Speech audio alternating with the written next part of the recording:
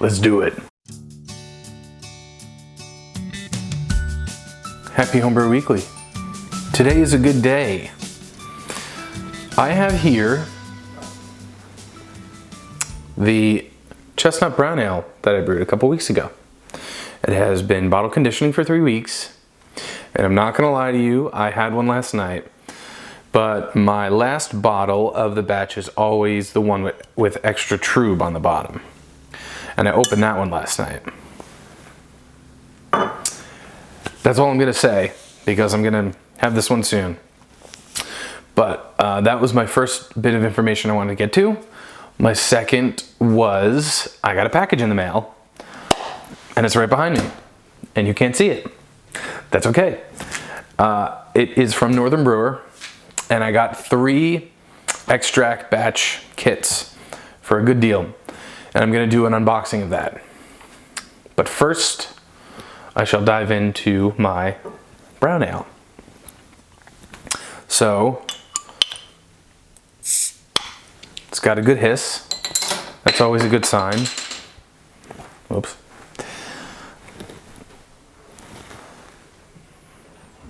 Ooh, it's got a good aroma.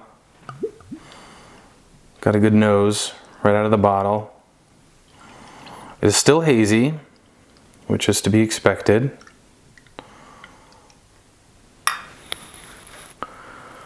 Yeah, it looks like there's a bit of sediment on the bottom there. So, let's see. Very, very hazy, as you can see. You can't really see through it. Typical, you know, green beer. It's got a chocolatey, I'm getting a lot of chocolate and a lot of chestnuts. Cheers.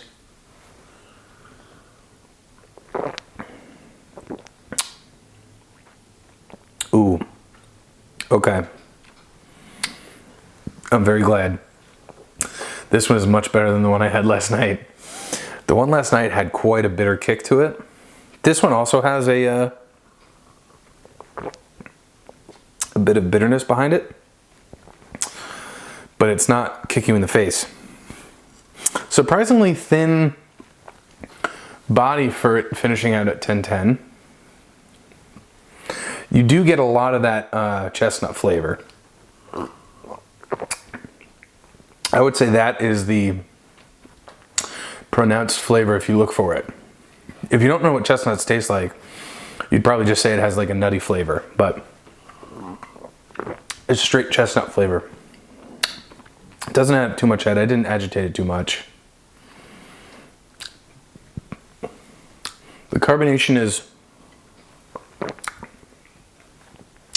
it's a little low right now. It might be bumped up, but it's a brown ale, so that's okay. Pretty good. Pretty sessionable. I think it's 5%.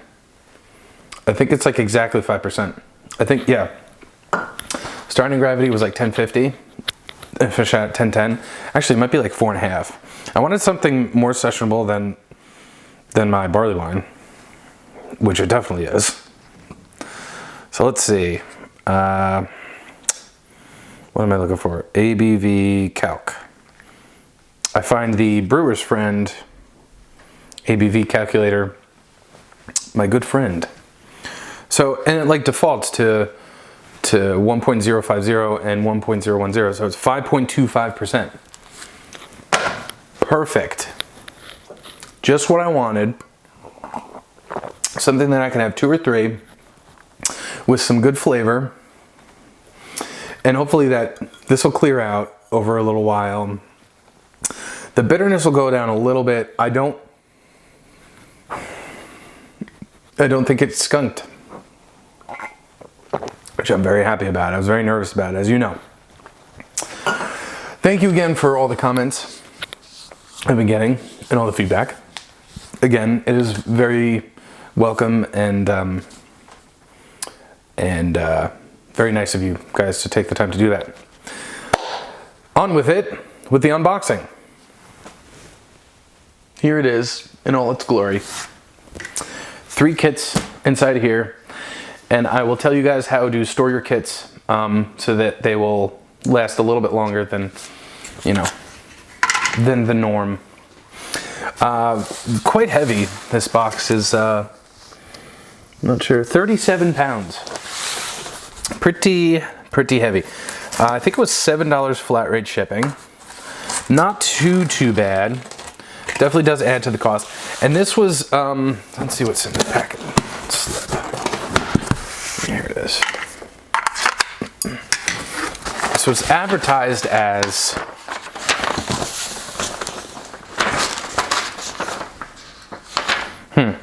it was advertised as, you know, buy 3 kits, get them for 20 bucks a piece, and they're usually a little bit more. And it was $20 a piece, but that didn't include yeast, and it didn't include priming sugar if you're a bottler. So I will show you a nice magazine from Northern Brewer, which I will discard. Like I said before, I think I've said this before, do I like supporting Northern Brewer? It's a love and hate kind of a thing, because they're convenient. They're very convenient. They're cheap, relatively speaking, in the continental United States to ship stuff and to get things. They're pretty cheap. The reasons I don't like supporting them is because they were recently, within the past year, bought out by AB InBev. And it's kind of a homebrewer's mentality, as like, you know, F the big man, which is AB InBev. Not that Budweiser isn't a good beer. Well, that's a relative term. I think every beer has its time and place, you know. Anyway, on with the unboxing. Ooh. Oh, these are so heavy. Oy vey. This is an India Pale Ale, as you can see from the box. I do like how they box their stuff. It's very compact, it's very neat, it's very... this one is the Dead Ringer. This is an extract kit. Includes things. That's my first one. Second one is, oh, look at that. Another Dead Ringer IPA kit. So my thought process when I was getting these was there was only like a handful to pick from that was part of the deal. So I did one of them, which is this one, which is the Bourbon Barrel Porter. This box is bigger.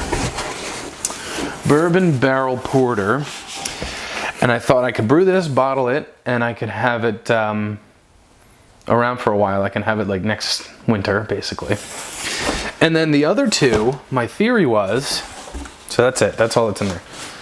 Plus, well, I'll show you. My other thing was the other 2 kits. I thought, well, I might as well get bang for my buck. If they're all the same price, I'm not going to get like a cream ale or a lager. I'm going to get an IPA, so I can get a hell of a lot more hops. So I figured I can make one kit as is. And if I don't like it, or if I think it needs adjustments, or if I have, you know, if I think I want to play around with it, I have another one that I can either add hops, substitute hops, add extract, add things, subtract things. So I have one to age, one to drink, and then one to play around with. I might just brew it if I really like the first one. So I didn't get yeast for these 2 because they kind of overcharge you for the yeast packets, for just like 1 packet. But I did get yeast for the porter because I wanted the Windsor yeast, and it was just easier to pick it right down in there. And I think it was about the same price as I would have paid. Expiration is 1 of 2019, so I know this is going to be good. And it's cold out.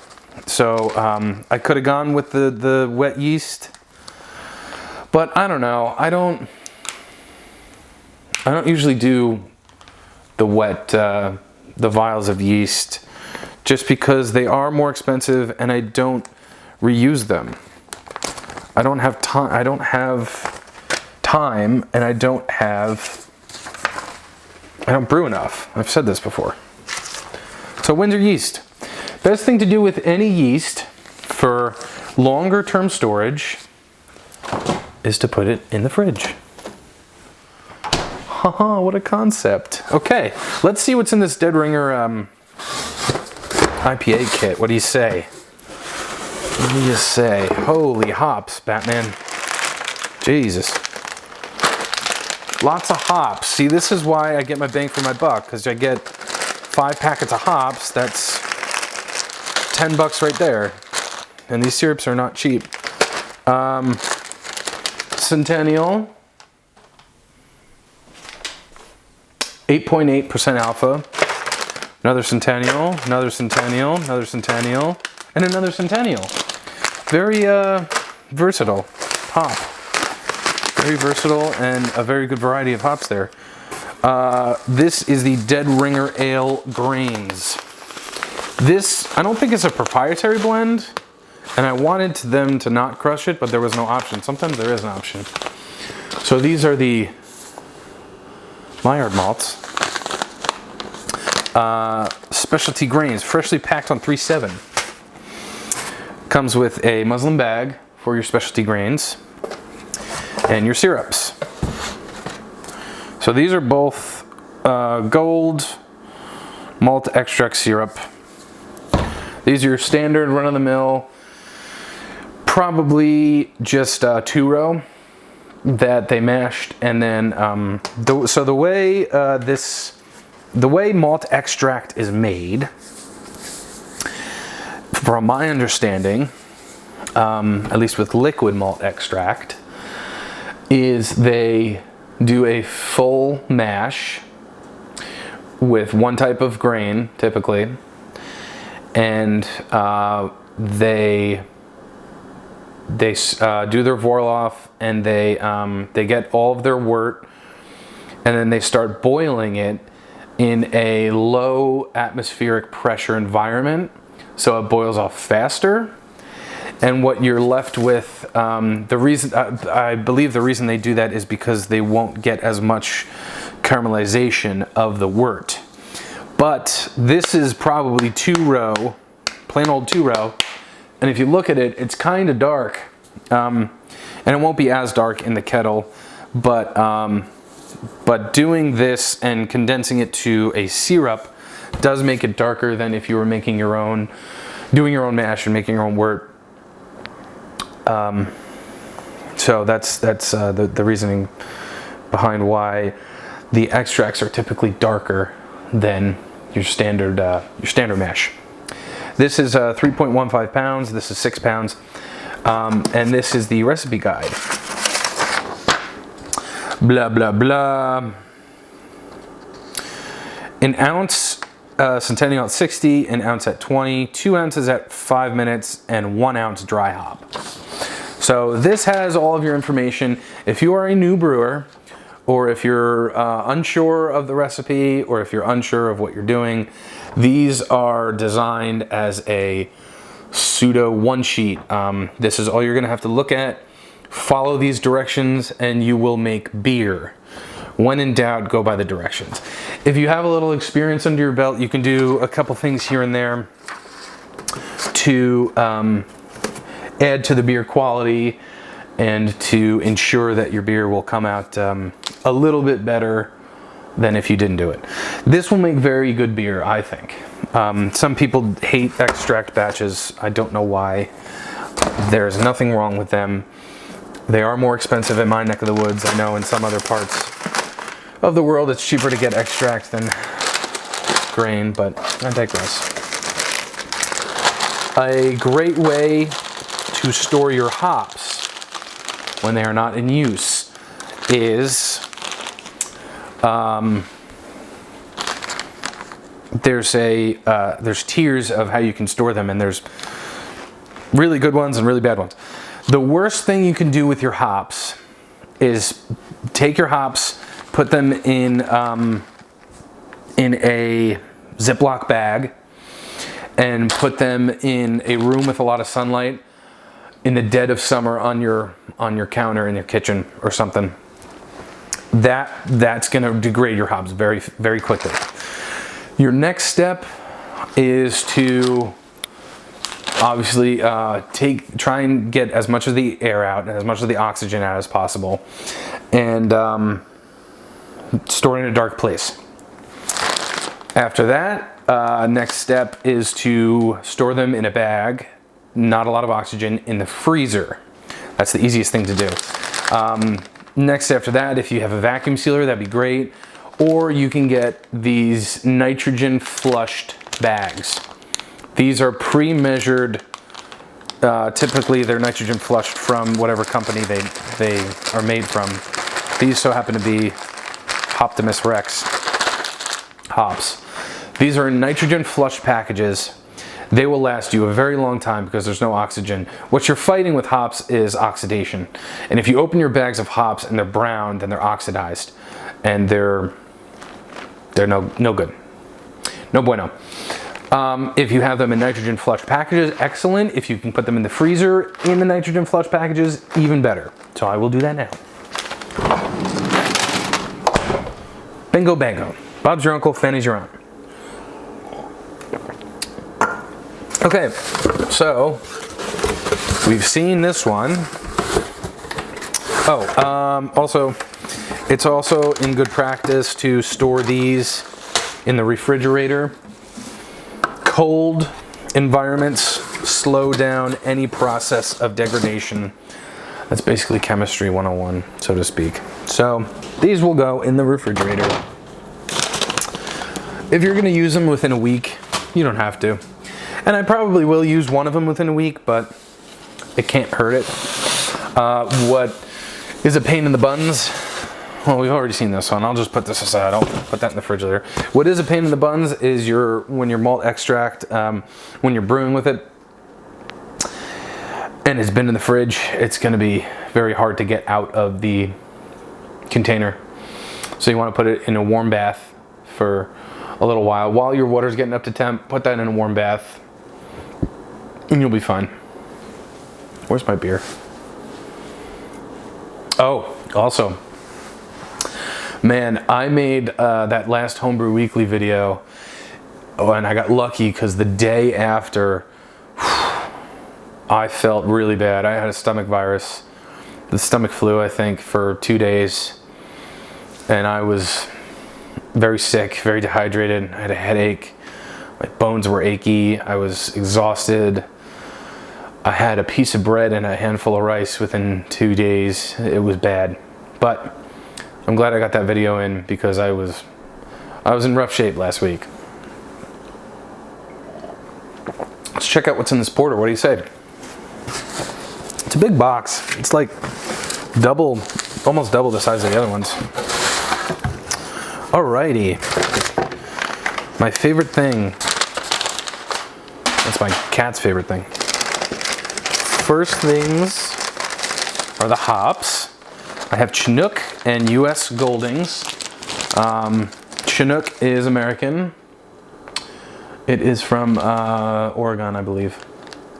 Oregon, excuse me. It's not gone. US Goldings is a Goldings variety, which Goldings is a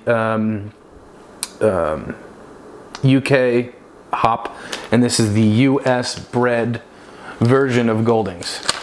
Still very good. Has a little different taste profile than the English version. Wowee. Talk about specialty malts. It says Obsidian Specialty Grains, packed on 310. This is a big bag of specialty malts, and I hope they gave me the appropriate, of course, they gave me the same size muslin bag for these grains as my other ones. Whatever, I'll make it work. These look pretty crushed too, actually. I don't know if you can check these out. These are pretty finely crushed. So this beer might be a little hazy, especially the fact that these will just be in a bag and not, because I'm not mashing, obviously. Oh boy. So this is a higher gravity beer. Let's see what this, let's see what we're looking at with the IPA. The IPA estimated gravity starting out is something. Oh gee, 1064. 1064, okay. That's not so bad. There's some oak cubes. These are what makes it a barrel aged. I don't know what makes it bourbon barrel. These are American medium plus toast, 3 ounces. So these are American oak cubes that are toasted.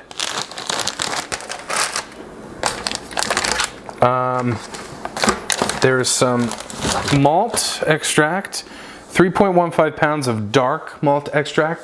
So this, the way, I'm assuming the way they make this is they just mash with some darker malts and then they boil it. It's the same process. Another 3.15 dark. Then there is some Bavarian wheat dry malt extract. This is a little bit more of a pain to work with because it just gets, it's just so, it's a powder. It just gets everywhere, especially if it breaks open.